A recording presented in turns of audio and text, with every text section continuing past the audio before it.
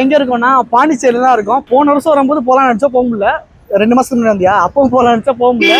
இன்னைக்கு போலான்னு நினைக்கல, எப்படியும் திடீர்னு கிளம்பி போயிடலாண்டா சொல்லிட்டு வந்தாச்சு. ஃபுட்டு மெனு கார்டு ரெடி பண்ணியாச்சு. Soup, meals, side dish, main dish. EMI முடிஞ்ச ஒரு சந்தோஷத்துல தான் இப்போ போய்கிட்டு இருக்கோம். நம்மளால என்னென்ன வாங்க முடியுதோ எல்லாத்தையும் வாங்கிட்டு அடிச்சு நாக் அவுட் பண்ண வேண்டியதான் நைட்டு சாப்பாடு. என்னடா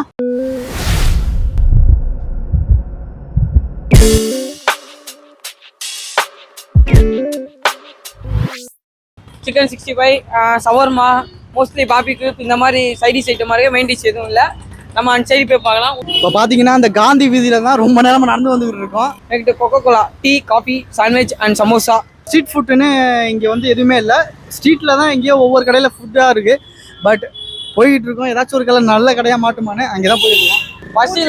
பசியில் மயக்கம் வருது மக்களே.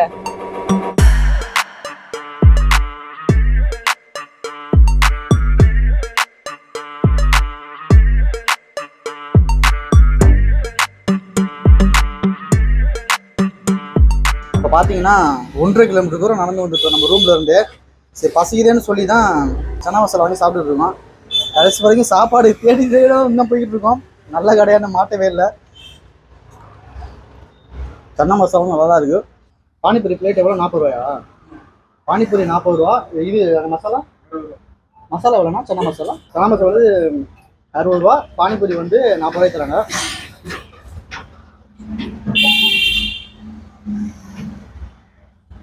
பானிபூரி வந்து கொஞ்சம் டிஃப்ரெண்டாக இருக்குது, டேஸ்ட்டாக இருக்குது. நம்ம மற்ற கடையில் சாப்பிட்றது ஒரு டேஸ்ட்டாக இருக்கும். இந்த கடையில் கொஞ்சம் நல்லா தான் இருக்குது. புதினா கொத்தமல்லியா இதுக்குள்ளே போட்டு தராங்க. மற்றவங்கன்னா அரைச்சுட்டு உள்ள ஊற்றி தான் தருவாங்க. பட் இதுக்குள்ளே இந்த இலையவே போட்டு கொடுக்குறாங்க பார்த்தீங்களா? அப்படியே தண்ணி அப்படியே சாப்பிட்டோம்னா பொங்கல் தான் இருக்கும். ஒன்று தான் எனக்கு தான் இருக்கு. நம்ம பார்த்துட்டே இருக்கேன். நம்ம வந்து என்ன ட்ரீட் ஆரம்பிக்கல. ஜஸ்ட் வந்து இது பசிங்கிறதுக்கான லைட்டாக ஒரு எனர்ஜி பூஸ்ட் வந்துருக்கோம். வேற கடை நேம், ஷாப் நேம் துல்சி பாப்பா. குடிசி கவன் ஃபுட். குடிசி கவனா? துளசி கபவன். இது நம்ம கடை வந்து பாண்டிச்சேரியில் செட்டி ஸ்ட்ரீட் துளசி பவன் சாட் சென்டர்.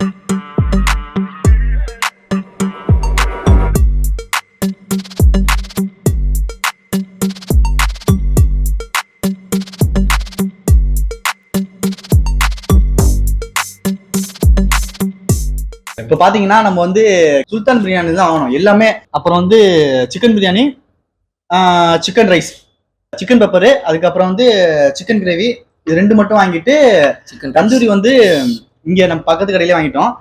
தந்தூரி எடுத்து மைனஸ்ல பண்ணி எனக்கு இல்லையா? அப்படியே மிளகா வந்துருச்சு, கோச்சுக்காதீங்க. இது மதியம் பண்ணதுன்னு நினைக்கிறேன். இது வந்து கேட்டரிங்கு. நான் பெங்களூர் தான் போற மாதிரி இருந்துச்சு. அப்புறம் பெங்களூர் வேணாம் சொல்லிட்டு திடீர்னு பாண்டிச்சேரி பிளான் போட்டு தான் வந்தோம். இவன் வந்து பெங்களூர்ல இருந்து கேட்டரிங் வந்து என்ன திண்டுக்கல் தலப்பாக்கட்டி. எவ்வளவு சம்பளம் கொடுத்தாங்க ஐயா? 14,000 ரூபாய் கொடுத்துருக்காங்க. கரெக்டா இருக்கா? பத்தல. இப்போதைக்கு ஒரு 4 நாள் லீவ்ல கேட்டு வந்துருக்கீங்க. நம்ம சேனல்ல வந்து என்ன சொல்றோம்னா, ஒவ்வொரு வீடியோ போடும் போதும் இனிமே வீடியோ ரெகுலரா வரும்னு தான் சொல்றோம். ஆனா ஒவ்வொரு வீடியோக்கும் ஒவ்வொரு மாசம் கேப் இருக்கும். இந்த வீடியோ போடும்போது 5 மாசம் 6 மாசம் கேப் இருக்குன்னு நினைக்கிறேன். கண்டிப்பா. அதுக்கு காரணம் இஎம்ஐ தான். போனுக்கு ஒரு வந்து மாசம் 2700 ரூபா, 2300 ரூபா போனுக்கு. அப்புறம் பார்த்தா பைக் வாங்கலாம்னு ஆசை வந்துச்சு. பைக் வாங்கினேன். பைக்குக்கு மாசம் 8000 ரூபா இஎம்ஐ. மாசம் 2300 ரூபா இஎம்ஐல ஆரம்பிச்சது 10,000 ரூபாய்க்கு வந்துருச்சு. 10,000 கிட்ட வந்துருச்சு இஎம்ஐ. போனு மாசம் பைக்கு 10,000 ரூபா இஎம்ஐ கட்டுறதுனால வீடியோவே பண்ண முடியல. அதனால சரி காலையில இருந்துச்சாவே காண்டா இருக்கும். சரி வீடியோ எடுக்க போலாம்னா காசு கையில இருக்கும். இருந்தாலும் இந்த வீடியோக்கு செலவு பண்ணிட்டோம்னா இஎம்ஐ கட்டும்போது காசு இல்லாட்டி என்ன பண்றது? ஏன்னா சேர்த்தே வைக்க முடியல, வீடியோவும் பண்ண முடியல. ஏன்னா மாசம் 10,000 ரூபாய் இஎம்ஐ கட்டிட்டா, பைக்குக்கு பெட்ரோல் போட்டா, நம்ம செலவுக்கு போயிட்டா வேற எதுவுமே இருக்காது. யூடியூப்ல வீடியோ போடுற எண்ணமே இருக்காது. அதனாலதான் இத்தனை நாள் ஆனா யூடியூப்ல வீடியோ அதாவது இந்த மாதிரி விளாக் எல்லாம் என்னை பொறுத்த வரைக்கும் சிங்கிள் மேன்ற ஒரு சேனல்ல இந்த மாதிரி விளாக்லாம் சும்மா பசங்களோட வந்தோம். ஏதோ ட்ரீட் கேட்டாங்க. அந்த ட்ரீட் வைக்கிற காசு நான் யாராச்சும் கடன் வாங்கி தானே ட்ரீட் வைக்கணும். கொஞ்ச நேரம் போருங்க, பைக் டியூ கட்டுறோம், எங்கேயாச்சும் போய் என்ஜாய் பண்றோம்னா அந்த எண்ணத்துல தான் பாண்டிச்சேரி திடீர்னு கிளம்பி வந்தோம். வந்துட்டு ஒரு நாள் என்ஜாய் பண்ணலான்னு தான் பண்ணிட்டு இருக்கோம். இது வந்து என்ன பயப்படாதீங்க மிஸ்டர் கேமராமேன் வந்து பயப்படுறாங்க. எடுத்து சாப்பிட்டு இருக்கோமா நீ முடிச்சிருங்க, அதெல்லாம் பயப்படாத, உனக்கு அப்படியே இருக்குது. பத்தலன்னா ஆர்டர் பண்ணிக்கலாம், பயப்படாத. இந்த சோசியல் மீடியா யூடியூப் இந்த மாதிரி வர்றதா இருந்தா இஎம்ஐ வாங்குறவங்க தவிர்த்துக்குங்க.